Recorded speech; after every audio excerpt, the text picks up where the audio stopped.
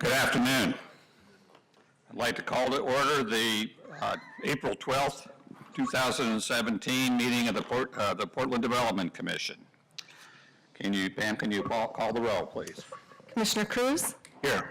Commissioner Evelyn, Commissioner Moreland Capulla, Commissioner Myers, Here. Chair Kelly. Here. Commissioner reports. Commissioner Cruz, would you like to commence? Sure. I have a list this time. I attended the Daily Journal of Commerce Newsmakers Luncheon, where the PDC was honored on March 16th, an NWDA board meeting on March 20th, a Hispanic Chamber board meeting on March 21st, Portland Center Stage board meeting on March 22nd, the Inclusive Entrepreneurs, the Inclusive Entrepreneurship RFP project meeting at the PDC on March 31st, a Northwest Portland Parking SAC meeting on April 4th, and the Metropolitan Youth Symphony Gala on April 7th. Good work. Done. Commissioner Myers. I also have a list. Attended the POIC meeting on April 6th, the PCRI breakfast. It was a breakfast. The Cause relaunch was today. City Club State of the City, Gateway to the Globe, and the DJC Newsmakers as well. Thank you. Let's see. I attended the State of the City. I testified, I guess, twice before the City Council, once for the budget and once for Centennial Mills.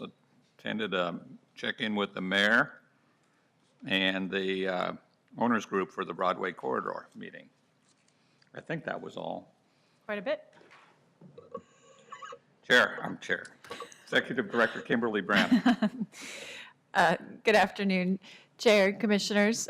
Great to be here, and we too had a busy month, even though spring break was somewhat in there. So I joined a panel on the future of development in Portland, along with Greg Goodman and Anjali Halova. On March 15th, Oregon Humanities put that on as part of a series of Think and Drink, and really would encourage people to check that out. It's an interesting opportunity to go deep on some important topics. I also attended Mayor Wheeler's first State of the City on March 24th. We took Centennial Mills item before City Council on March 22nd. As the chair mentioned, Council endorsed the full site development option, and so staff is now looking at a disposition and community engagement plan, which we will be bringing back to the board later this spring. I want to recognize Jillian Detweiler and Will Thier and Lisa Abwaf for all of their work on this project. PDC hosted the third North-Northeast Community Development Initiative Forum, the town hall, and on March 23rd at New Song Community Center. There were nearly 100 community members there to learn about the technical assistance and financial resources that are available through PDC and our partners.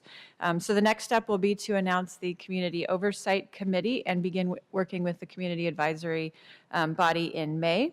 This really was a true team effort, and want to recognize Kim Moreland and Tori Campbell for their continued work on this initiative. But I'd also like to recognize and note that Kate Dean was instrumental in standing this work up and in the entire initiative. She retired last month, and we really want to wish her the best and acknowledge all of her great work over the 11 years that she was here with us at PDC.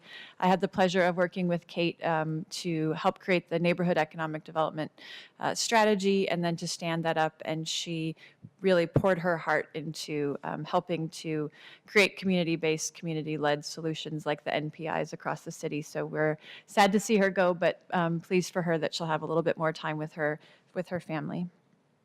PDC, along with Mayor Wheeler, presented the Techtown Diversity Pledge Annual Report on March 31st at City Hall. Want to recognize Jared Wiener and Joy Elise Davis with Design and Culture Lab, who put together some good recommendations of how to continue the important work to diversify the tech industry. I also attended the Reach Now Portland Housewarming event on April 5th. So this is a new car sharing service sponsored by BMW. It's brought 15 jobs to Portland already and is partnering with the local business Eco Services. They employ 25 local folks who help service the cars. and they have a second chance hiring practice focus. So PDC is working with them to connect them to some of the communities, particularly in East Portland, to ensure that people are aware of that opportunity. So we invested in securing EV chargers at their new location on 11th and Flanders. They will have 400 cars on the road in Portland by June. And an interesting statistic is that for every one rideshare car that is put into service, it takes 7 cars off the road. So if you do the math, that means that there's about 2,800 fewer cars on the road as a result of this new car sharing service.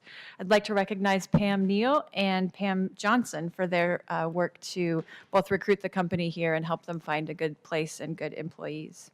I also attended the POIC breakfast event. It was really heartwarming to see the great work that POIC is doing to support youth in finding meaningful employment in healthcare and other growing industries.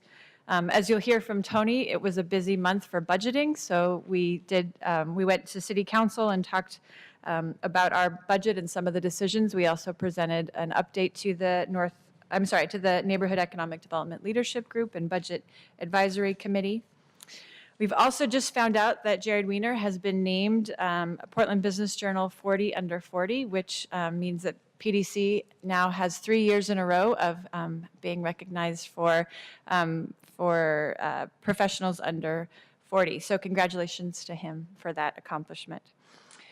In the month ahead, we will be celebrating the new AC Marriott Hotel, which will hold its official groundbreaking tomorrow. So we were a project on this project as we sold the property to the development team consisting of McWinney, Mortensen Development, and Sage Hospitality. All of our policies applied, our MWESB, green building, et cetera.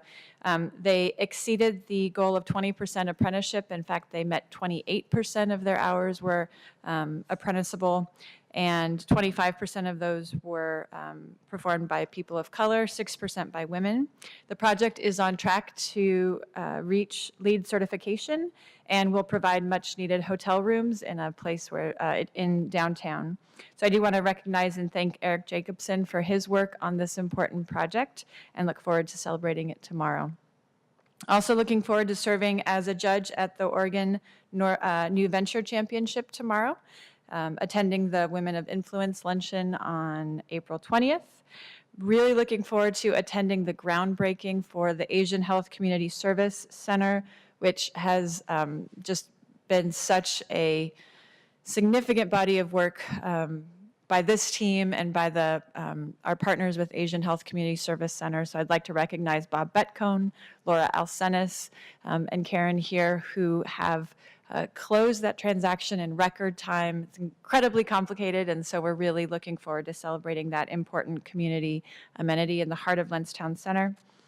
As part of Design Week, Portland Festival 2017, I'll be presenting the Green Loop and PDC's role in supporting that people-centered investment and attending NAIA's Early College Academy luncheon on April 26th.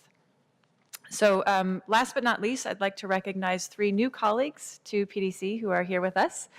So start with Gina Bixby, who's an accountant 3 here. And Gina comes to us with a strong background in accounting and financial analysis, as well as experience in governmental accounting. So her previous experience includes annual financial schedules for Washington State CAFR, cash management, and ad hoc reporting, account reconciliations, process review, disbursement control, and general ledger processing. So you can say that 3 times fast. Gina will be taking on the primary responsibility for portfolio transactions and reconciliations along with AX vendors, grant billings, and assisting with our annual financial report. So we're really pleased to have you, Gina, here. Wayne Schammel, who's here with us as well, is our new Assistant General Counsel. Wayne comes to PDC with over 20 years of legal experience after growing up in northern Montana. And after receiving an undergraduate degree from Dartmouth and a law degree from Harvard, he began his legal practice in Denver, where he worked in banking and corporate finance. He changed directions and worked for 16 years as general counsel for the Cow Creek Umpqua tribe. And in this capacity, he worked on a large number of sophisticated real estate finance, and gaming ventures. He also worked on numerous efforts by the tribe to diversify its resources and revenue, which obviously will come in handy here. So we're really pleased to have you here, Wade. And finally, Bobby Lee, who's the new Director of Economic Development here at PDC.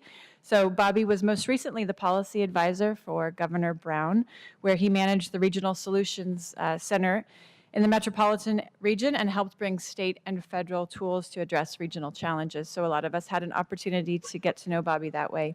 Prior to this appointment, Bobby served as strategic planning manager for Hynix Semiconductor, where he was responsible for corporate affairs, strategic planning, and market analysis. And before that, he was director of organizational affairs for Work Systems, Inc. Bobby's also served on the Eugene City Council, the Oregon State Board of Higher Education, and he holds a master's in public administration and a BA from University of Oregon, where he was elected student body president. So leadership from an early age. Glad to have you here. Go Ducks. So I just want to comment that I've known both Wayne and Bobby a little bit. Wayne from, we were on the board of the Oregon Business Association together for a number of years, and Bobby from Oregon Solutions and some of my involvement there. And I'm pleased that I see that we hired these people in spite of the fact that they knew me a little bit. So welcome to all of you. Our next order of business is the approval of the minutes of the March 8th, 2017 meeting. I'll make a motion to approve. I will second. We have a motion and a second. All those in favor signify by saying aye. Aye. Aye, the ayes have it, the motion carries. Public comment, we have one person here, Anthony Jordan from Portlanders for Parking Reform. If you'd come up here, you are welcome to PDC meeting, and please state your name and who you represent. This working? Yeah. Okay. Hello, my name is Tony Jordan. I'm representing Portlanders for Parking Reform. I'm here to speak briefly about Block 33 and potential arrangement with PDC and Guardian Real Estate Development, I believe, or Grid, to build and purchase parking from underground parking in that development. I feel that like the convention center parking garage, hotel garage, that this is a deal that's bad for Portland and bad for PDC. Parking management should be the top priority for our city, particularly in the central city. We have a lot of parking that may not be utilized correctly. We should use what we have now to better ride out the peak of parking demand that's coming as transportation options are changing rapidly. Building more parking is directly in opposition to our city's climate action goals. Our city cannot add car trips and meet our mode shift goals. Building parking is a lost opportunity for money that could be spent on housing or other potentially revenue-generating opportunities. And just like the Convention Center Hotel, Block 33 gives PDC hope of short-term revenue gains, maybe for the next 5 to 8 years, but after autonomous vehicles and other changes in transportation occur, the prospects of making money on these facilities is grim, and PDC and the taxpayers will be left holding the bag. If parking is a good investment, Grid and Hyatt would be building it themselves and not begging PDC to do so. Change strategies now, enable projects that are hard to finance but do support our goals, not the other way around. Thank you. Thank you very much for coming and testifying. Our first item is item number 6, Report 1711, Resolution 7230, approving a revision of the number 2 revision of the fiscal year 2016-17 adopted budget. Mr. Barnes, I'm expecting we're going to hear from you. Good afternoon, Chair Kelly, Commissioners, Executive Director Branham. I'm Tony Barnes, Budget Officer, PDC. So the item before you today is the second budget revision of the current fiscal year budget, Resolution 7230. So to summarize the action, does 5 key things. It adjusts current year project and program expenditures based on what we have forecast to spend through the end of this fiscal year, including our estimates from our partners at the Portland Housing Bureau for the housing set-aside. It also moves appropriation for construction of the Convention Center Hotel Garage from our internal business management fund to another internal fund, the Oregon Convention Center Urban Renewal Area Fund, based on how we want to fund the transaction going forward without doing an interfund loan between the two internal funds. It also includes updated revenue assumptions based on the revised loan proceeds, tax increment, and debt proceeds, and land sale timing, and updates the lending program budgets in certain funds based on year-to-date estimated activity. Some have gone up and some have been decreased and moved to next year. And finally, it updates administrative budgets to match current year activities. There's a net decrease to administration. I want to go over high-level change in resources in total. Exhibit A to the resolution provides a more comprehensive fund-by-fund list of all the changes in resources as well as expenditures for specific projects.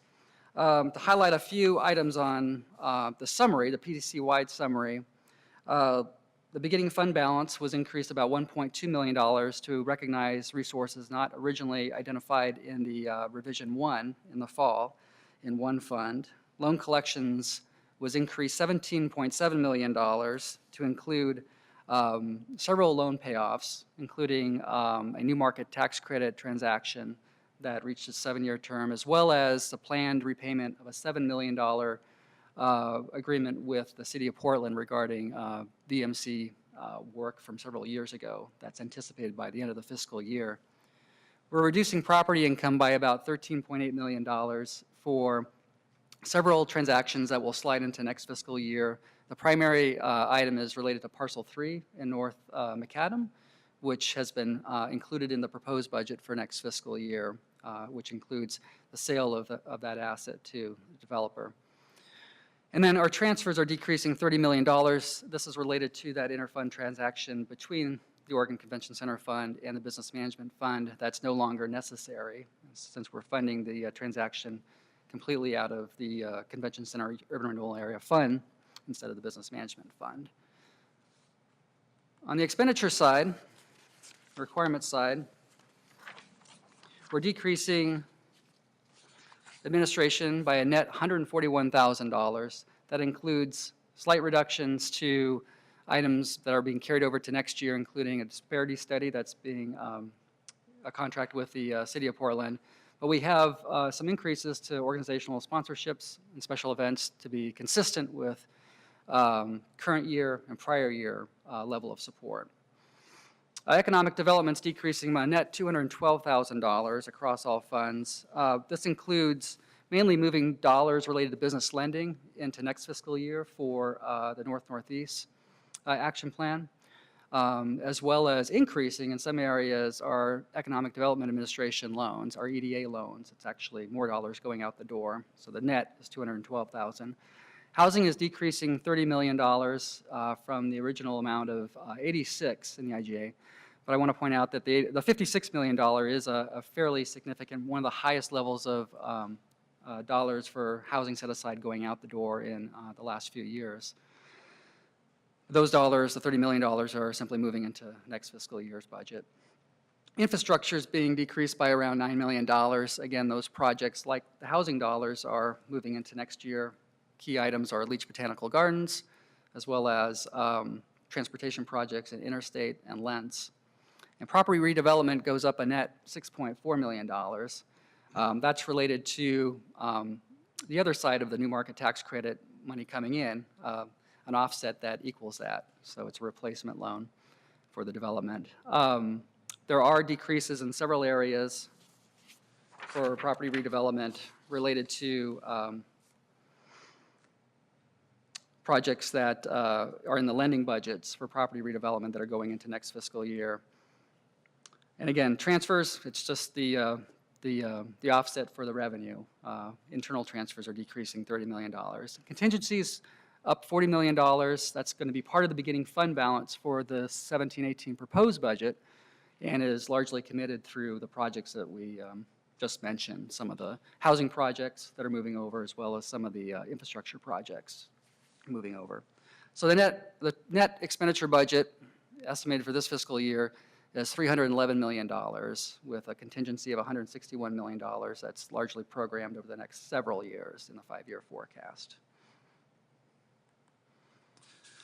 To summarize the total budget, we have total property redevelopment expenditures of $220 million roughly, and housing expenditures of $56 million. Again, this is one of the largest budgets we've had in several years, representing a lot of dollars going forward on projects and property redevelopment. It's primarily related to the acquisition of the post office this fiscal year, the convention center hotel garage, and the $25 million in lending that's going out this year in Lentz Town Center. Infrastructure is still at about $7 million in spending. Economic development, about $15 million, largely related to our general fund programs and enterprise zone programs and community development block grant funded workforce, small business programs. Administration's steadied at about $13.5 million, roughly unchanged since the beginning of the fiscal year. So I'd be happy to take any questions on Exhibit A to the resolution or fiscal year.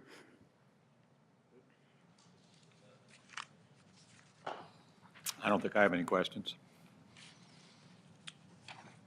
We need to do a motion to approve this, is that right? Yeah. I'll make a motion to approve. Second? We have a motion and a second. All those in favor signify by saying aye. Aye. Aye. Aye. The ayes have it. Motion carries. Thank you. And So, item number 8 is adopt an action item number, Report 1713, Resolution 7231, adopting findings. Chair, excuse me, it's an information item next. Oh, I'm sorry. Information item is up next, 7. Tony Barnes again. I'm sorry, I was trying to kick you out, Tony. no problem. So, good afternoon again. So this is the update on the fiscal year 17-18 budget. The last time we met, it was January with the work session on the 17-18 draft budget. Since then, a number of activities have occurred and progress towards the ultimate adoption of the 17-18 budget. So I'm going to like to walk through where we've been over the last few months, some of the activities, some of the items that's changing in the budget, as well as look at how this is coming together with the business plan over the next month or two. So some additional background, as I mentioned, we engaged in the initial start of the budget process in November of 2016, drafting the initial estimates for not only next year's budget, but the 5-year forecast. We held 3 budget advisory committee meetings from December through January to receive input on the work plans and the initial draft estimates. And that letter is included in, the input from the committee is included as attachment A to the report. Then we had the PDC budget work session, as I mentioned, on January 18th. That led the way for providing the requested budget to the City Budget Office and City Council in February. Since then, we had a council budget work session on March 21st, and we've had broader neighborhood and business advisory group outreach. We've included in the report, it's attachment C, City Budget Office input on our general fund recommendations.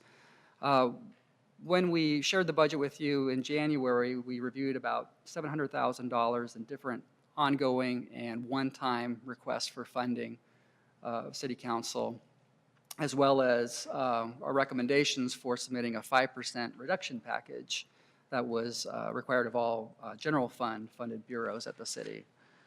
The summarized attachment C of the report, the City Budget Office basically recommended a 2% reduction by adopting or recommending our realignment package, moving away from film and video and realigning those dollars to a healthcare cluster to begin implementation of the healthcare cluster. Also, while there was not all the ad packages recommended, they did recommend 50% funding of a small business increase project. So those recommendations went to City Council. We had a budget work session that focused on largely those general fund requests on March 21st. And then also, since then, we've had 15 neighborhood and business advisory group points of input, which is included as attachment B to the report. This is the list of the 15 groups that outreach was conducted with by staff, covering Central East Side, Gateway, and Lentz, Lloyd, and South Portland neighborhoods. For the most part, recommendations, comments from those groups are included in the budget, in the current requested budget, and included in the proposed budget moving forward. There were comments regarding implementation or timing of projects that are important to point out in the narrative. There's also one item we included in the draft proposed budget related to Gateway lean manufacturing. That's one item that was requested to be added into the budget, and that's being included into the budget for not only 17-18, but the 5-year forecast. We have lean manufacturing budgets in several URAs across the budget. So a couple comments on updates. Over the last month and over the next several weeks, we're taking a hard look at every project budget, looking at the staffing requirements, legal requirements, outside legal, public affairs requirements, making sure that the project budgets are the most accurate representation of what we think at this point in time going into next fiscal year. So in many cases, this is not a wholesale change in appropriations, but rather movement where staff resources are allocated or other resources are allocated, so we have an accurate management tool when we start the fiscal year. We also, as I mentioned with the Rev 2 budget, are moving items from 16-17 to 17-18 not previously included. Some of the larger items that weren't originally included in the requested budget are the lending amounts for the Halsey 106 development, as well as some CPRLs, commercial lending in Lentz, that's moving forward into next year. I mentioned the infrastructure projects in interstate and Lentz, transportation infrastructure, that's moving into next fiscal year as well. And several other projects across urban renewal areas. There's no significant change in programming overall. It's mainly a timing change between this fiscal year and next fiscal year. And finally, we're also reviewing department administrative budgets from our initial draft budget. So we're taking a hard look at training budgets, community sponsorship budgets, making sure we have the right recommended amount going into next fiscal year. And these will be included in the proposed budget. I'll kind of touch on next steps in a few seconds here, but they'll be coming back to you. We can share those edits with you in May and June when we're back. So one thing I wanted to touch upon quickly was our work on alignment to the business plan and next steps around that. So internally we've been looking at the latest draft of our business plan. The last time this was before you in the board retreat in December, we had a draft version that showed total PDC assets and budgeted investments over the next 10 to 15 years, and the breakdown between three main categories: financial first, that has around a 6% return, impact first, which would have a 0 to 6% return, and then infrastructure and grants going forward. We had a target included there of around 20% of our resources going forward towards infrastructure and grants. Now this is a draft of the current budget for next year and the 5-year forecast of when we go through the projects and when we go through the programs, how those tie back to those investment categories. We have a lot more work to do internally to refine not only the estimates on the projects, but the estimated return and what some of the trade-offs are between the different categories. So we'll bring this back to you in the next month or so as we move forward with the business plan and show how some of the targets are changing, but also how the return estimates might be changing and how that impacts the business plan. One thing to mention here is these are just budgeted dollars, remaining TIF dollars largely. It doesn't include the property assets embedded in this particular picture. But what this breaks down to be is that there's about $63 million after you take out the housing set aside, our general fund economic development programs and administrative costs program next year to go to either infrastructure and grants, financial first investments, or impact first investments. And over the 5-year forecast, about $250 million between those 3 different categories. And so we have a bit more work to do to identify how these line up and tie back to the business plan and show how it impacts the business plan. So we look forward to bringing that back to you. So a couple of steps, next steps in the budget. The mayor's budget decisions are expected April 27th. So we plan to incorporate the mayor's decisions into our budget at that point. We'll present the budget to City Council on May 10th. There'll be a citywide budget hearing the following day, May 11th. And there'll be council approval of the budget on May 17th. Then it's back to you, back to the PDC board for the Tax Supervising and Conservation Commission review and certification and adoption. So at that point, the board may make changes as long as it doesn't exceed any increase over 10% of any one fund from what City Council approved. Be happy to take any questions on process or steps or specific projects that we have.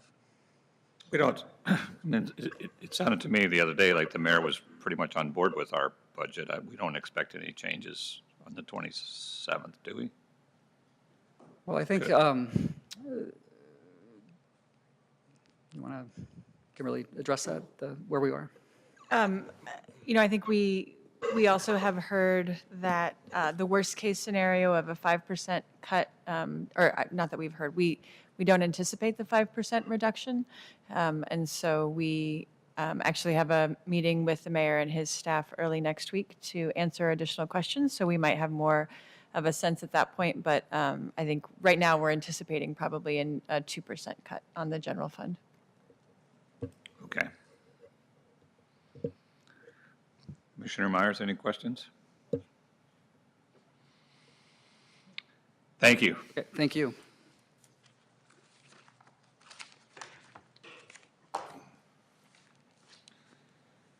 Okay, so our next order of business is we're going to adjourn the PDC Commission meeting for the moment. So the meeting of the Portland Development Commission is now adjourned. The members of the Portland Development Commission will now meet as the Commission's local contract review board to consider the next item on the agenda, which is now item number 8, Report 1713, Resolution 7231, adopting the findings of exempting the Engine House Number 2 rehabilitation project from low bid solicitation. Welcome, Eric.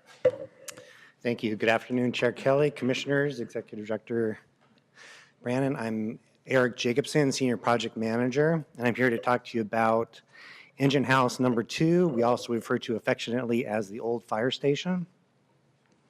And specifically, I'm here today seeking an exemption from low bid solicitation for the construction of the improvements that we think will be needed to rehabilitate this building. And the reason we're seeking this exemption is we believe what's referred to as a construction manager, general contractor, often abbreviated as CMGC, is the best contracting method for this project. That's a method we've used on other projects, such as some of the selective demolition on Centennial Mills we did recently. And so in order to explain to you how we arrived at this solution, I'm going to go through some of the project history, the building condition, some of the challenges we face with renovating the building, and finally go over the findings you need to adopt this resolution. So the building itself sits on about 3/4 of an acre in the Old Town Chinatown neighborhood at the intersection of Northwest 3rd and Gleason. It's a triangular shaped parcel at the foot of the steel bridge. And on the north side, it's bordered by the railroad tracks. The building itself was built in 1913.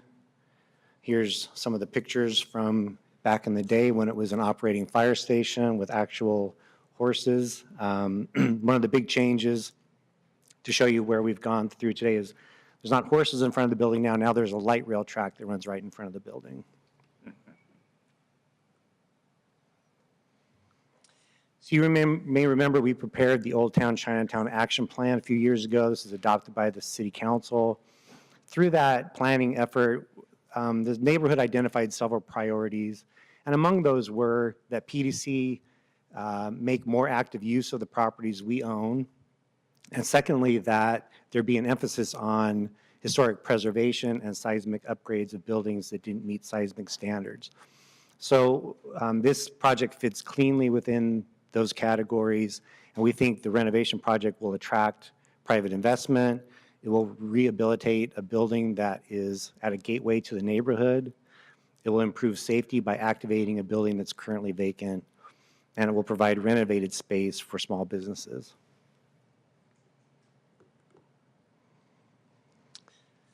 So we started this strategy, and we thought of it at the time as a disposition strategy where we would try to partner with a development partner who would really take the lead in designing and making those improvements without any PDC investment. We started down that path in 2015 by issuing a request for interest. We selected a local developer, Lift Development, through that process, and Lift really took the lead on starting to design architectural and engineering solutions for the project. In terms of the building condition, that's when we really started looking at the building and its condition. And the building is in fairly poor condition. It's been unoccupied since 2009. It was placed on the unsafe building list in 2010. It's got significant settlement cracks, missed bricks. It needs a roof replaced. All of its building systems are obsolete. And then to top it all off, or actually underneath the building, it's somewhat in worse shape. We've determined that the soils it sits on are very unstable. They're very soft, loose fills that are subject to settlement, just if placing heavy objects on it. And then secondly, it's in a liquefaction zone that in the event of a significant earthquake, the soils will liquefy and the building is projected to drop between 2 and 4 feet and slide laterally between 2 and 10 feet. So the building is an unreinforced masonry building. You can imagine under those conditions, it would just crumble under its current conditions. But even if you upgrade the building, the challenge is how do you deal with that drop and slide situation? And that's really what we're dealing with, is trying to come up with a solution to the foundation, because bedrock in this location is between 75 and 150 feet deep. So you can't just put in some shallow piles to support the building. And so as a result of all of that work that we started down that path with Lift Development, we concluded that a private developer couldn't financially make this project work feasibly. There was just, the costs were too high given it's only a 6,600 square foot building.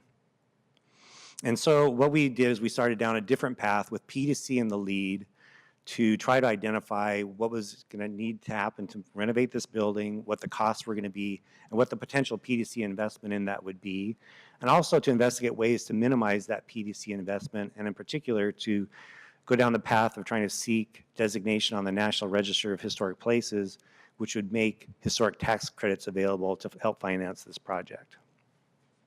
So that's the path we're going down. We're assembling a team of engineers and architectural historic consultants. And then the third piece of the puzzle is really a CMGC to help us with those design solutions. If things go as currently planned, we will have the building placed on the National Register of Historic Places, which will make those historic tax credits available. And we'll complete construction documents and get those priced by the general contractor. And then we would come back to the board for approval of the total project budget, as well as a disposition to a development entity that would then carry out those construction improvements. So I want to go over what a CMGC is, then I'll talk about some of the benefits to this project. So a CMGC is often hired early in the design process on projects that are complex. They're typically hired through a competitive selection process. Instead of hiring a general contractor after you've designed the building improvements, you actually hire them and they help you design what those improvements are. And they help give you input on the constructability of those improvements, value engineering, and the ultimate cost of those, so that as you go down the path of design, you're not designing something that you can't afford.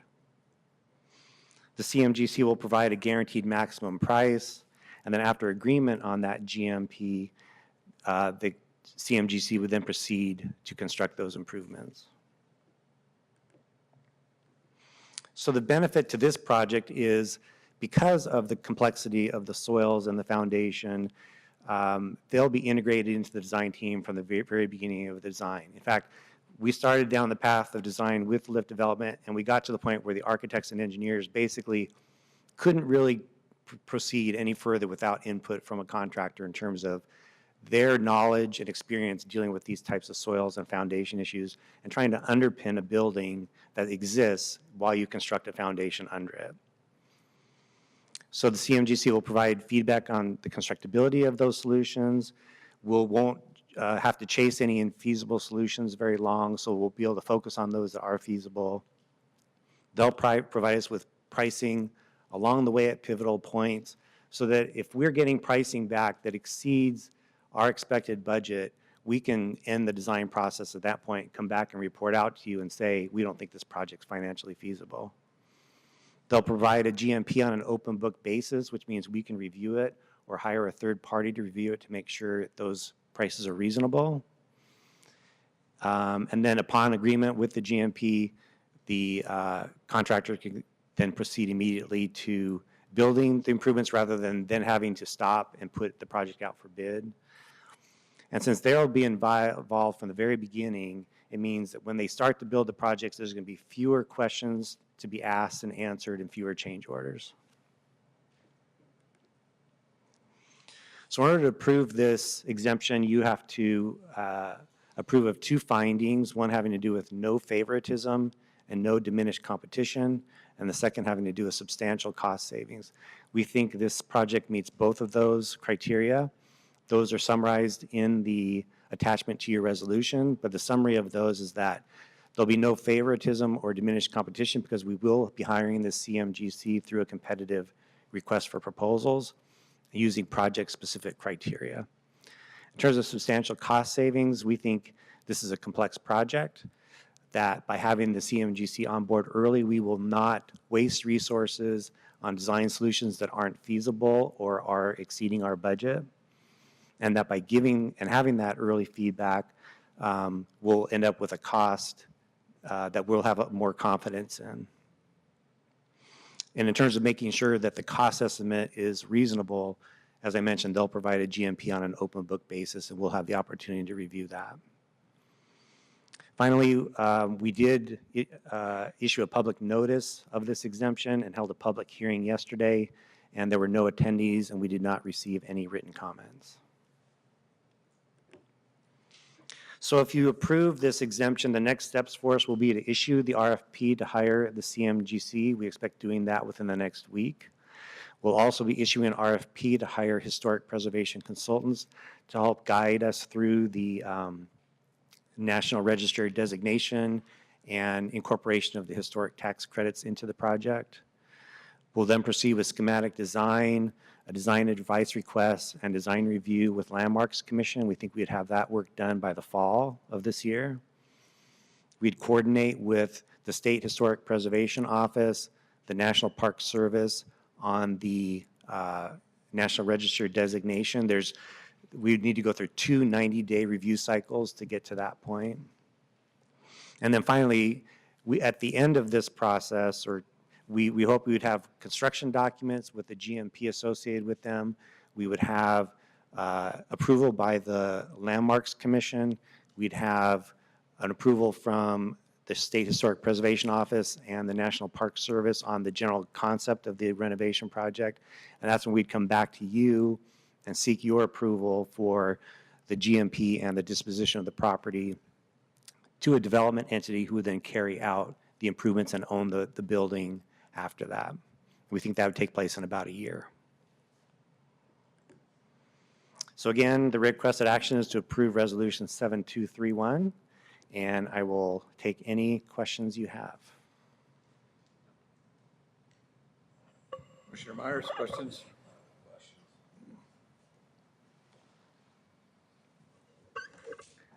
So the sequence with the gaining the historic designation and the sequence of when we can make a credible decision that it's either financially feasible or not concern me a little bit. So tell me how that works. I would be concerned we'd get a National Historic designation and then after that determine that it wasn't feasible and then we might be in a tight spot.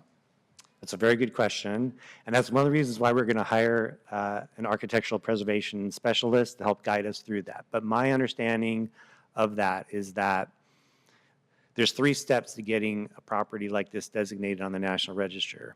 The first step is to document what the building is and its current condition and its historic use, and to seek whether or not it's eligible for designation. That's step 1. The second step is then to propose the renovation or rehabilitation project. In other words, what changes are you planning to make to the building to occupy it? So you're going to change out the windows? Are you going to add a floor to it? Or what kind of things are you going to do to change it or improve it? And those are what is called the renovation plan. And the National Park Service approves that plan. In other words, they say, if you make those changes, it can be designated onto the National Register. But it's not actually designated yet. It just means that if you make those changes, it can be placed on the National Register. Okay. Then you carry out the renovation plan that is approved by the National Park Service. So in other words, you build what you said you were going to build, and then after it's complete, you go back to the National Park Service.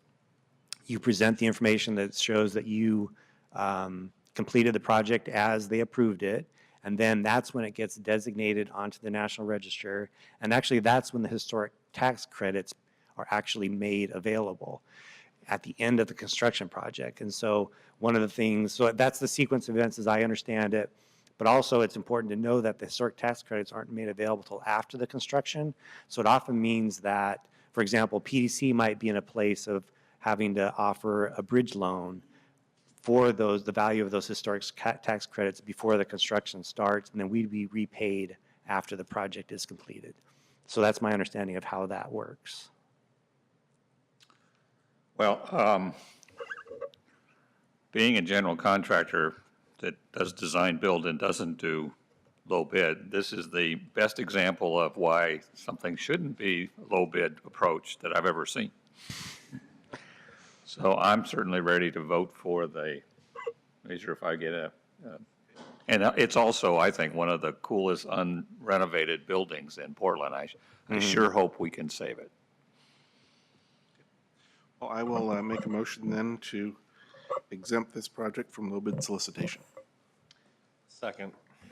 We have a motion and a second. All those in favor signify by saying aye. Aye. Aye, the ayes have it. The motion carries. Thank you, Eric. Thank you. We are now adjourning the Local Contract Review Board and reconvening as the Portland Development Commission. And our next item, number 9, is update on the negotiations with Bose. Come on up.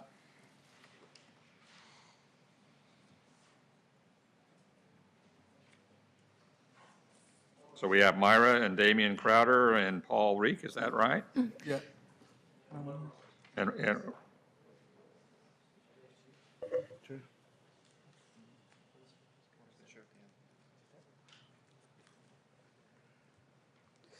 So we're a teamwork. I call it the Bose Army. Good afternoon, Chair Kelly, Commissioners Myers and Cruz, and Executive Director Branham. My name is Mayra Arreola, and I'm the Director of Social Equity Policy and Communications at the Portland Development Commission.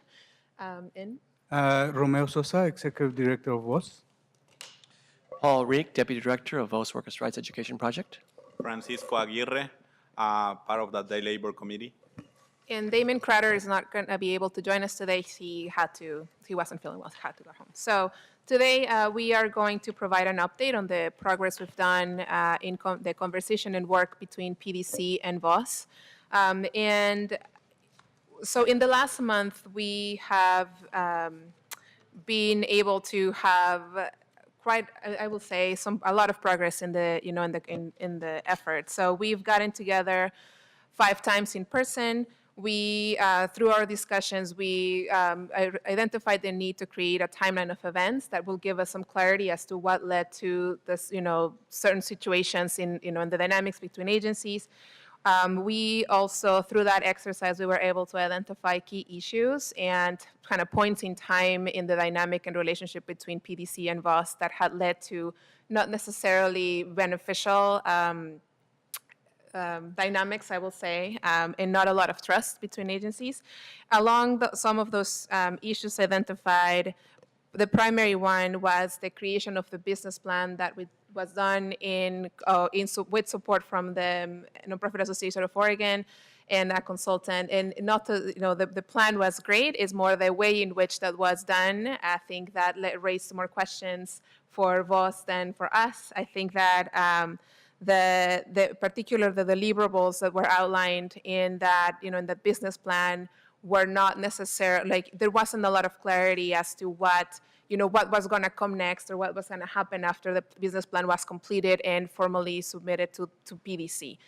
So we also identified that there are, inherent structural systems in which PDC and VOS operate, and we need to acknowledge that and reconcile that and determine what's the best approach to make sure that we avoid past dynamics, and also that communication between agencies has not been consistent historically. So we are determining and identifying ways in which we can make sure that communication is clear, consistent, and that we are focusing on any type of assumptions or miscommunications moving forward, so we can have progress, in particular on the letter of intent.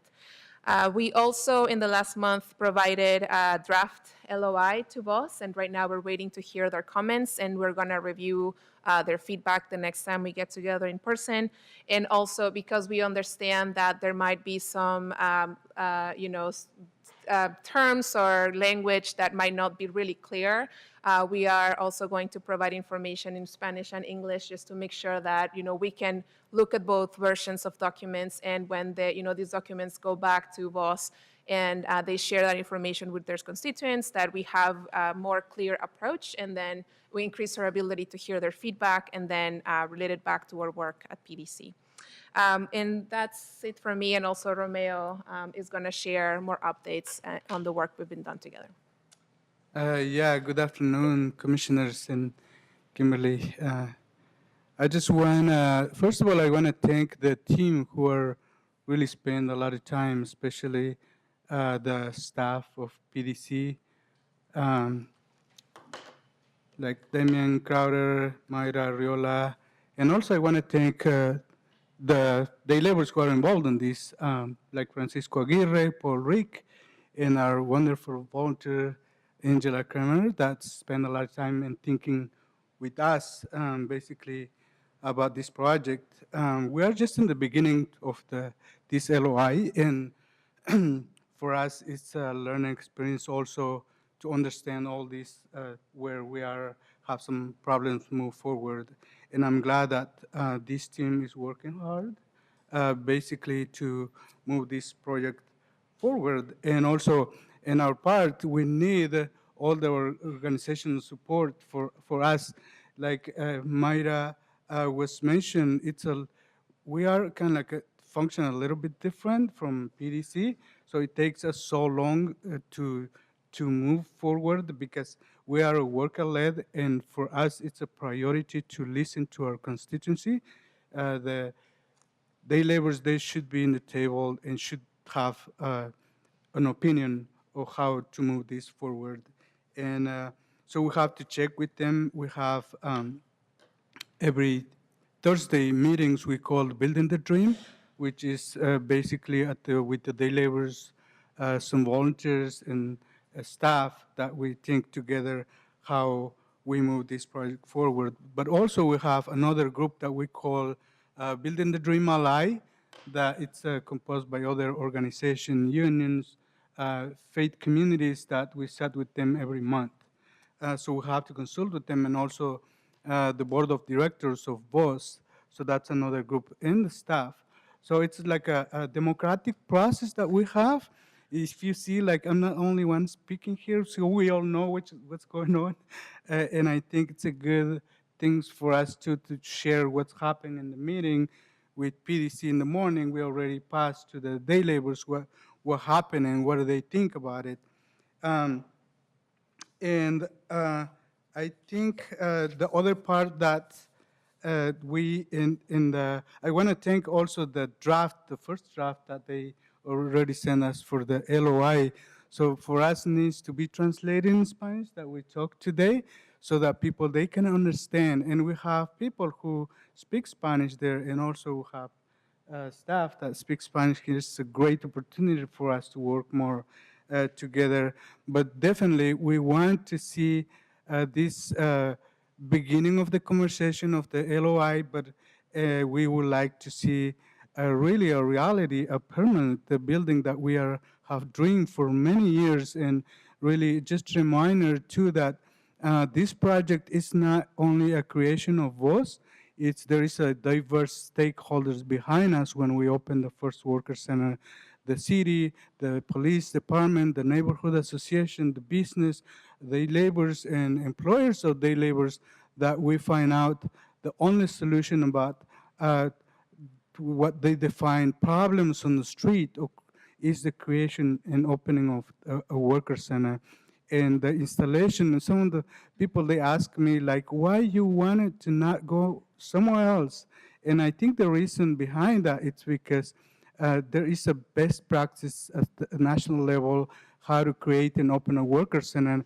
It needs to be close to the public transportation, and also needs to be close to the street corners, needs to be visible, and the main purpose of that is develop jobs. The day laborers, the first priority is jobs, and that's how we came up with the idea. That's why we established over there. It's not because we don't want to move there, because we believe in the beginning with Mayor Tom Potter that if we're going to put a project far away over there, it's not going to function for us. We want some project that is functioning, and so that means that it's not just going to spend money and not function.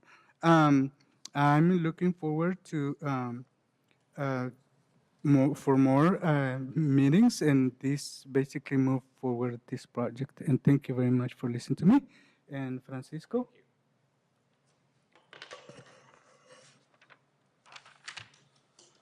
Thank you, Commissioners, Kimberly, Executive Director, for such a great opportunity.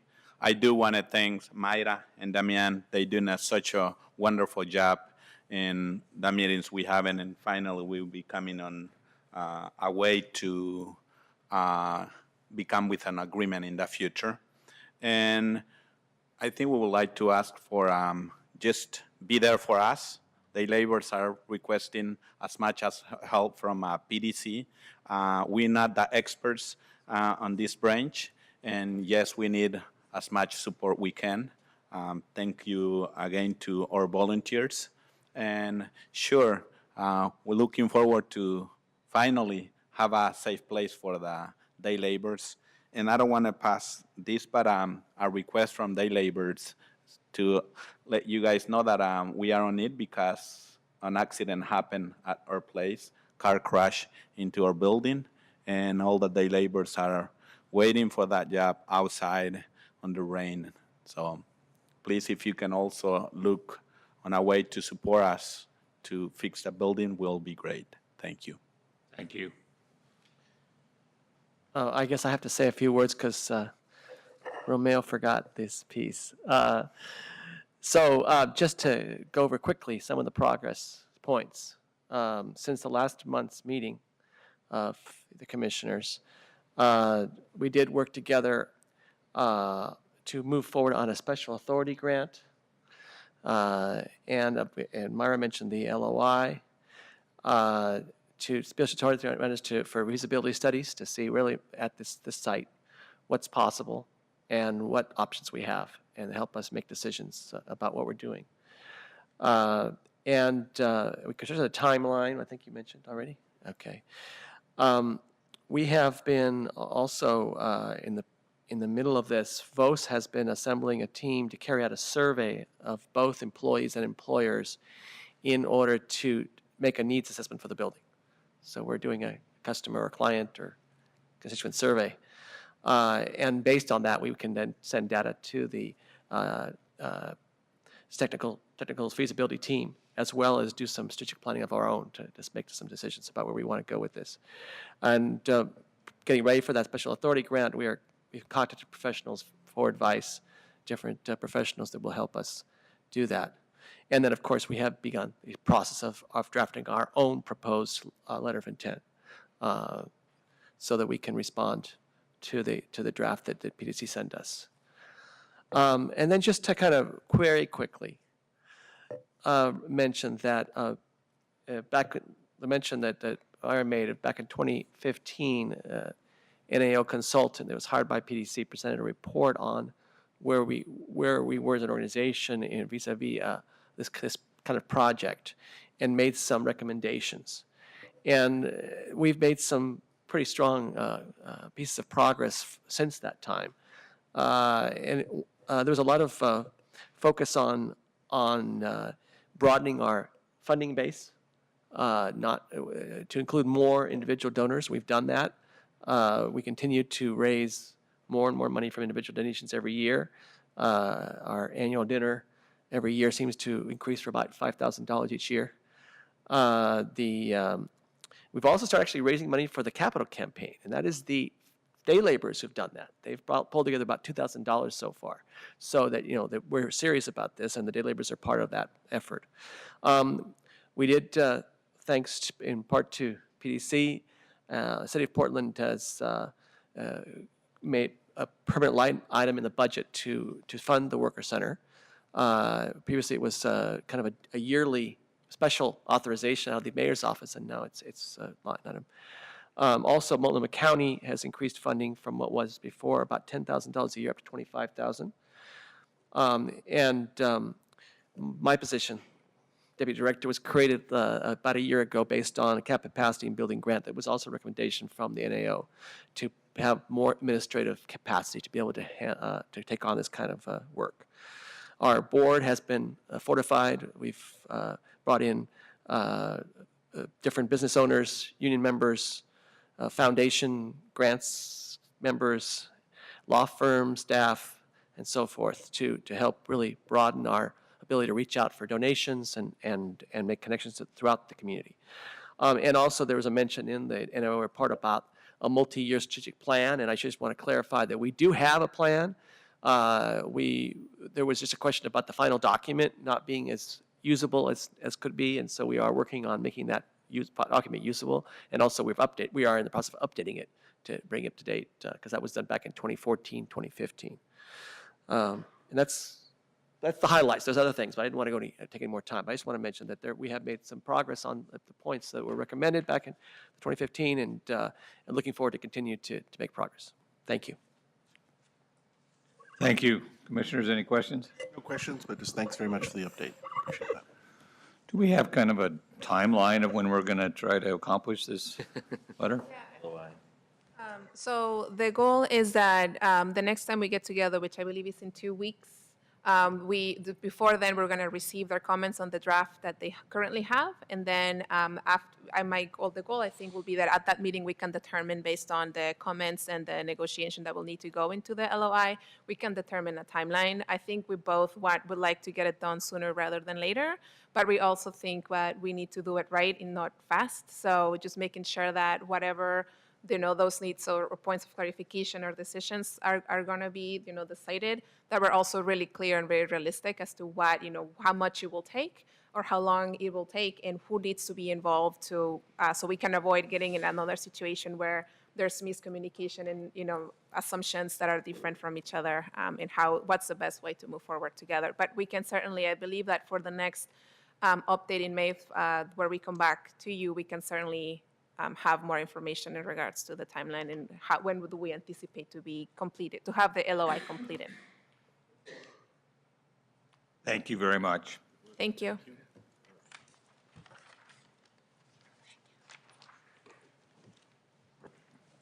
Final item is an information item as well. We're going to get an update on the PDC communications strategy. Sean and Myra.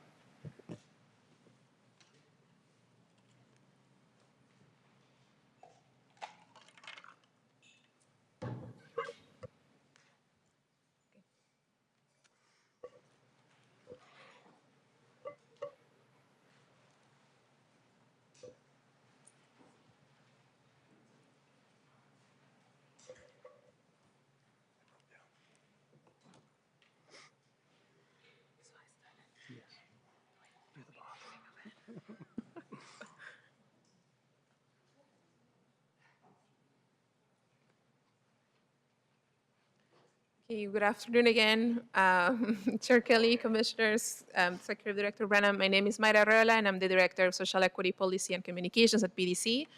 And with me is Sean.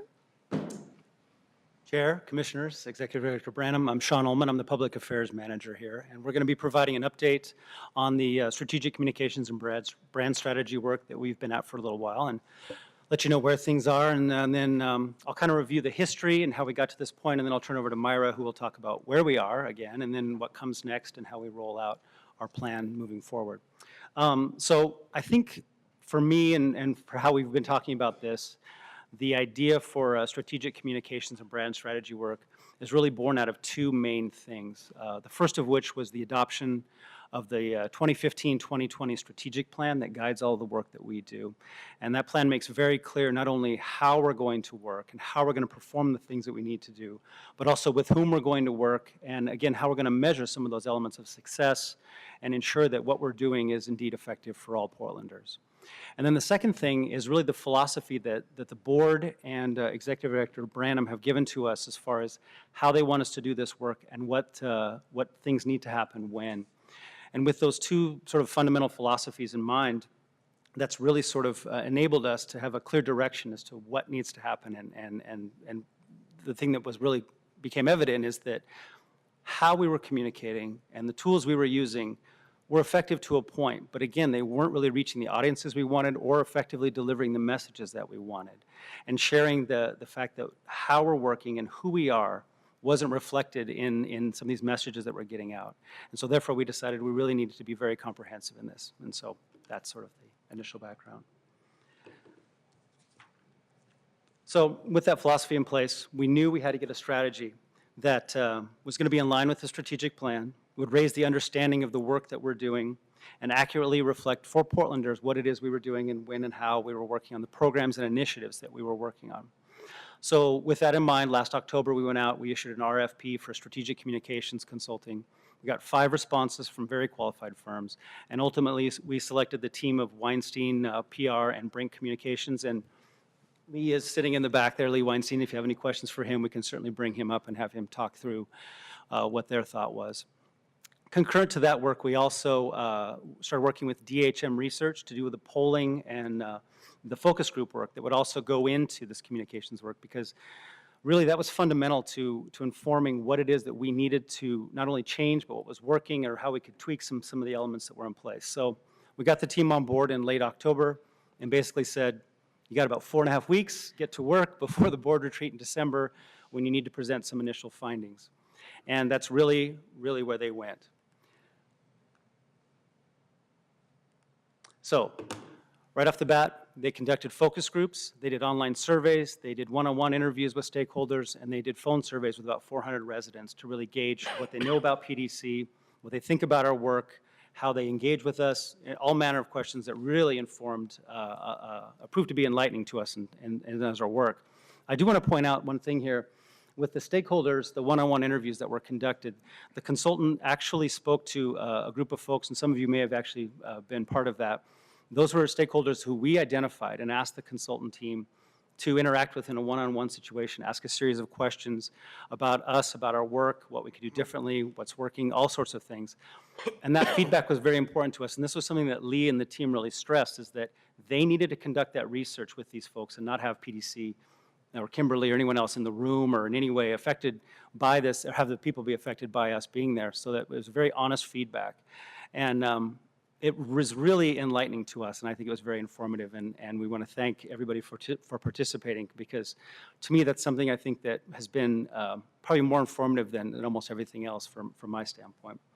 So again, this is the first phase of the research that they did, and it was really leading up to this board retreat where they presented some initial findings to the board. And I think the one thing out of that I want to share today that's, I think, been very informative for me and for us as we move this thing forward is that when they talk about the things that rank very highly, and this is, again, some of the questions that DHM asked, these ideas of keeping family wage jobs in Portland and growing those here and supporting small businesses in Portland neighborhoods and the rest. These are areas and these are initiatives that I feel like PDC is already focused on and working on. So from that standpoint, I feel very good, and it's validating for the work that we're doing. And again, it's also encouraging. But what's almost more exciting or interesting to me is the very bottom one there, and I draw your attention to it, about redeveloping areas like the U.S. Postal Building and the Lentz Town Center. And when, in talking with the team, and both our internal team and the consultant team, and we talked about this a little bit at the retreat too, but it's not that any of the stakeholders were opposed to Lentz or opposed to the USPS site. It's much more about the words that we use to talk about the work that we do. And words like redevelop don't resonate with people. When we talk about creating family wage jobs and talk about small businesses, obviously that resonates. And that may sound pretty basic, but at the same time, we're pretty jargony, as you no doubt know by now. So it's hard for us to break those habits, but it was really informative to see if we can change this and change this narrative. It's not that we need to change the work necessarily. We need to certainly examine the work that we do, but it's much more about how we're reporting about that work, how we're conveying the information on the work that we're doing, when and how we share it. But again, I think that was very exciting for us to see these numbers and how that reflects directly to what we're doing. So from that standpoint, the next thing that the consultants did was ask these stakeholders, either through the surveys or through these one-on-one conversations, what their impressions are of PDC. And I bring this up because, to me, this was also very validating, but it was also indicated to us that folks do have an understanding of how it is that we work and the things that PDC is responsible for. And to me, having been here a while, this is great because it really validates what it is that we do. And as you know, I mean, you work with these people every day too. These are very dedicated people who care and are nimble and responsive. And Kimberly rolls her eyes all the time when I say this, but I don't think there is another agency like PDC that can do what we do when we do it in the manner that we do it. So I was encouraged to see that. I know, but it's true. But the next thing that was interesting for us was the consultant team also asked what the perceptions of PDC are. And again, these are equally valid, but they're also very interesting to see. And they tended to fall into four main categories related to our strategic direction, just being window dressing and big real estate deals. A lot of things you've either heard before or been, questioned on before, for that matter. And again, we don't run from those. We don't shy away from those. Those have been around for a long time. But again, in talking with our consultant team and our internal team, it's also an opportunity for us, and that's how we're really viewing this, to move away from these perceptions. And we feel like with the recommendations that the Weinstein-Brink team is making and the staff that we have, we can take those perceptions and move towards strategies that either eliminate these perceptions or mitigate them or correct them. And I think that's really what you see on the right here is these ideas that, again, some are a little more complicated, some are not, but it's more about developing these strategies and then again following through and being consistent. And that idea of consistency and messaging moving forward and using the tools that we have, I think will really help generate that. And the recommendations that the Weinstein-Brink team When we put those into action, I think we're going to see a lot of these things come to fruition. And again, I keep using this word, but it is very exciting to us because it isn't out of reach. This is something that we can certainly achieve and achieve in a pretty short order, in my opinion. So I think with that, I'm going to turn it over and let Myra talk about where we are and where we go next. Thank you, Sean. So I think that, yes, we're talking about our communication strategy and messaging, and more importantly, what we want to focus on is in a culture change, right? We can talk about or work in a lot of different ways. We can, use new words and highlight new projects, but really what we want to get to is we need to emphasize that for us is more than just the words, that we really need to look at our behavior, acknowledge our past, like Sean mentioned, and really what have we learned from those experiences so then we can move forward and avoid making the same mistakes or making the same decisions or having the same strategies and tactics to do our work when it's not working for certain communities, for communities of color, low-income neighborhoods in some cases. So with that, like I mentioned, looking at our culture and behavior as staff and as an agency and identifying ways that we need to train ourselves and focus on capacity building opportunities. We need to also move outside from current circles of influence. That doesn't mean that we're going to go and start from scratch and build new relationships and disregard all the history and support the agency has, but it's more how do we enhance what's already there and make sure that when we move forward, we're just feeling the opportunities, right? That we're focusing on the opportunities and engaging differently with different communities and stakeholders, that we hire more people of color that bring a new set of expertise when it comes to lenses through which we look at the work and the decisions we're making. Strategic operational change, which is how do we focus on, in those efforts or programs or strategies that really look at outcomes that we want to achieve for communities, that we need a framework to build a framework for communicating our work, and then augment the use of own communications channels. Like with all the tools we currently have, how can we enhance the outcome and how we reach communities across the city? So with those things, there were 4 main recommendations. The first one is to establish clear outcome and metrics. We have started some of those conversations internally with staff. We've engaged with Dialogues in Action, and we're also highlighting this in the website. This really is a long-term type work. This is not something that we're going to do complete between now and June and then be done with it. This is just the beginning of us thinking about our impact and in a negative or positive way, and then that can then help drive direction and decisions. We want to increase our focus on social equity and storytelling and really highlighting a lot of the work that the agency is currently doing, a lot of the changes and revisions to the work and strategies and decision-making that the agency has done, and also recognize what are the areas where we still need to focus on and enhance those practices. And that needs to be included in all communication. We need to, again, train ourselves, and not only in how we talk about the work, but then what are those lenses and equity priorities we need to always keep at the forefront, and then really focus more on the people instead of just the kind of the product or the brick or the building itself. I mean, those things are important, but there's always an economic benefit to it. There's also always a business that benefited from a certain contract. There's always a family or a business that's going to move into a certain space. So I think just highlighting and reconciling those two things is really going to be very important. We want to create new community connections and really put a lot of the faces that a lot of people know, but how do we bring staff faces and personality to the equation that, like Sean mentioned, there's people really care about their job here, and there's a lot of kind of how they say, like, value and interest in making the right decision and creating the right program. So how do we highlight that, all the things that staff already bring to the table and translate it and make sure that it permeates into our messaging and communication.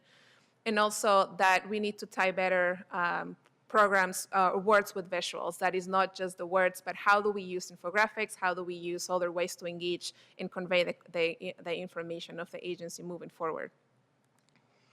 So there's a second phase of the engagement and feedback collection that we've done after we received the first round of recommendations from the consultants. We've also engaged internally with staff. We have a staff advisory group that we've hosted several meetings with. We've also at every leadership meeting, staff meeting, any type of meetings that we have, we try to bring forward updates and ask questions and engage and give opportunities for input. We've also done 200 additional phone surveys. Because we really wanted to go more in depth as to, okay, so what is the message? How do we create the right communication strategy for our work? We've had a second round of one-on-one interviews with stakeholders where we even went more in depth about, okay, really, how do you feel about this message? Does this resonate with you, and how and in which ways? And then as of last week, we engaged with several members from different advisory committee groups where we also share the messaging and the progress and the work we've been focusing on for the last months. And then they were also able to provide some input. So we've really tried to make this process really engaging internally and externally, and also identifying key people or leaders or networks that we really want to make sure that our messaging moving forward feels relevant.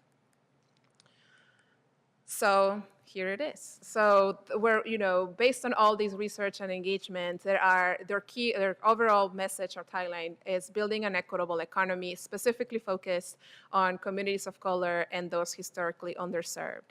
So with that kind of guide star in the messaging, we're focusing in 4 other messages. So the first one is growing family wage jobs, and and focusing on that around the technical assistance that's provided, the access to capital that PDC offers through our partners, job creation and training opportunities, and also supporting the companies that are in high growth sectors. The second key message is advancing opportunities for prosperity, where we're focusing on property ownership, or highlighting the importance of property ownership, real estate projects that build wealth in underserved communities, and also the support that the agency provides to minority and women small businesses. The third key message is collaborating with partners for an equitable city. I think we all know that the work that PDC does is not done in isolation, and there are multiple partners and groups and people engaged in it and supportive of the work. So how do we highlight the power and the strength that is in collaboration, and how we're moving the dial together when it comes to increasing equitable outcomes? And the last key message is creating vibrant neighborhoods and communities. And that's really all about access and opportunity, and how through our projects and programs efforts, support systems that the agency has in place, how we're supporting the creation or augmentation of those opportunities for people to access prosperity. Some of the next steps, as of right now, we're working on finalizing the communications plan and identifying agency name, branding, logo.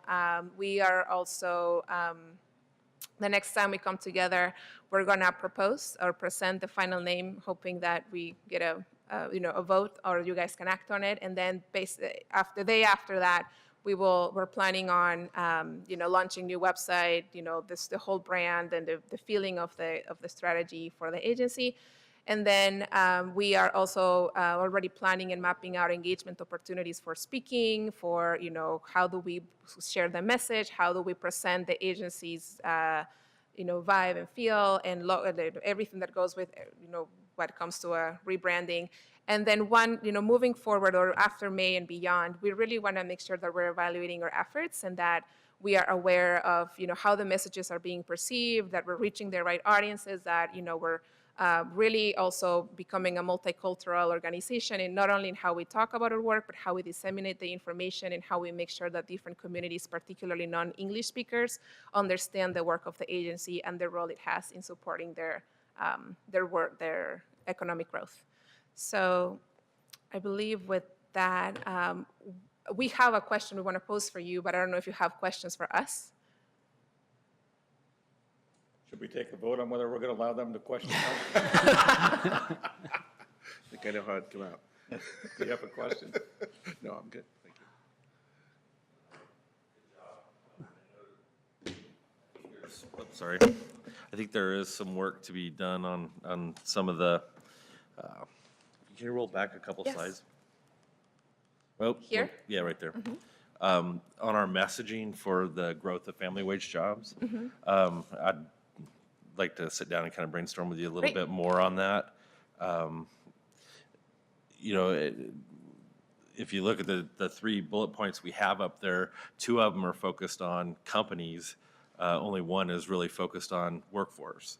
And I think that if we can find a way to better communicate that, the value that we bring to opportunities for people who are entering into the workforce as well, especially in underserved communities. I think that that will help boost that portion of it. So. Yes, absolutely.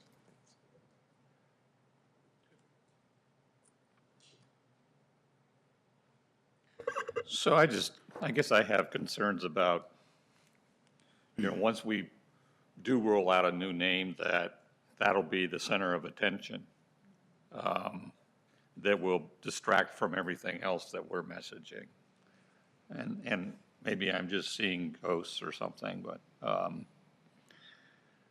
I just want to make sure I saw the leadership training. I assume that it includes us commissioners, because we're going to get questions, comments, all that sort of thing. And we need to have our elevator speech. I see Mr. Weinstein just back there shaking his head, yes.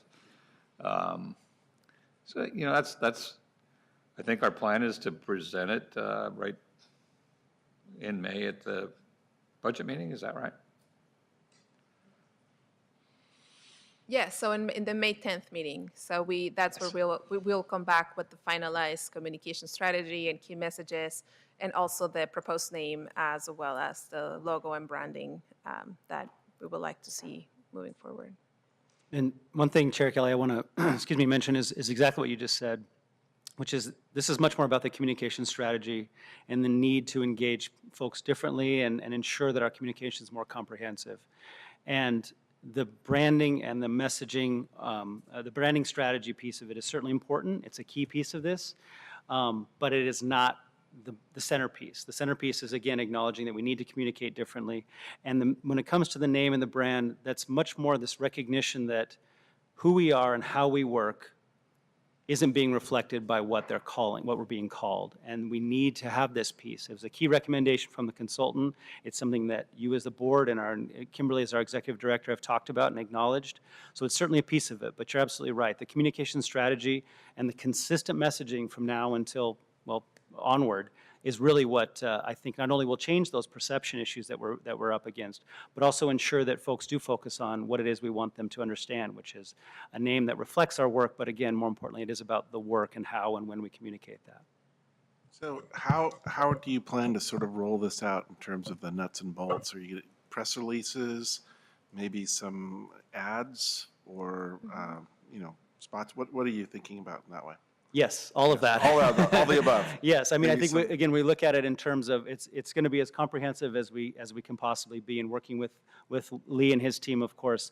The interesting thing, and we've talked about this many times already, is this idea that it is art and science. So we certainly have a number of ways that we're going to try to communicate it, but we're always open for new options and new ideas. Yes, we plan on doing some traditional media, of course. We also plan on doing some social media and ensuring that folks know that. The website will be a huge resource for us and something that we leverage.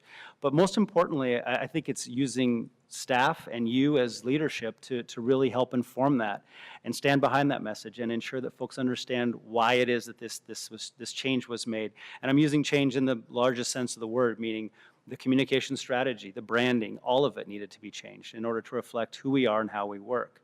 So I think that we can certainly put out press releases and do that, and we will. But I think having everyone informed and on board and aware of how it is that we want to talk about it will prove invaluable for the long run. This is a small town still, and I think for having you being able to confidently defend what it is we're doing and advocate for us will make all the difference. I mean, certainly people are going to question it. Change is scary. We understand that. I was scared when Kimberly first suggested it, but you start understanding what it is that we're trying to do. You see the numbers and the research that Lee and Brink and then the DHM folks did, and it becomes crystal clear that it needs to happen. So from that standpoint, it is a tremendous opportunity, and I'm eager to see how it plays out. But that's a very long answer. We're certainly open if you have other ideas, or please don't hesitate, because we're certainly open for any and everything. And I just want to emphasize that we are going to put together some sort like a toolkit and provide all the information for you, and offer opportunities to go through it and practice, whatever it needs, so you guys, the commissioners feel really supported and really comfortable, like Sean said, in sharing the conversation. And another really important piece that goes beyond the press release and the social media is really the human interaction. So we're also planning a lot of speaking engagements, primarily with Kimberly, but we're also engaging and thinking of how other staff that are already out in community, how do we utilize those opportunities and just start mapping out, okay, when are you where, what, is it a community neighborhood, is it an association, what networks are you already embedded in that will really make that transition to a new name, new messaging less artificial and more real, and also where people can ask questions directly to staff and enhance the role of the agency moving forward. So we're already planning and mapping all that, and it's gonna be really heavy May, June, early summer, but then we also anticipate that this branding strategy kind of rollout is gonna go on for at least 6 to 9 months, very heavily as well. So we are planning on a very heavy human engagement portion for it. So then I will, if it's okay, I just want to pose a question of, you already shared some considerations or things for us to think about, but specifically between now and May, you already mentioned revising the growing family wage jobs. Is there anything else we should think about or you want us to be aware of or mindful between now and the time we come back in May 10th? Regarding these, Yeah, regarding the strategy as a whole, or what you heard right now. I think I'm good with it. I think you're going in the right direction, and I think that I'm disappointed that I won't be here at the May meeting. So looking forward to that report. We can check to get things translated into Italian if you like, so you can practice. Well, I think it's very exciting, and I think it's great work, and I think it'll be a really positive thing for the PDC. So I went through this I was the chair of the board of the Loaves and Fishes Meals on Wheels, and they had tremendous brand confusion because of what I just said. And it was a trying process, but the outcome was wonderful. I mean, they essentially changed the name to Meals on Wheels because it's what the common name for those organizations is across the country, and it just provided a whole lot more clarity. But we were really careful in that situation to go back to, especially the previous board members that had long history with the organization and,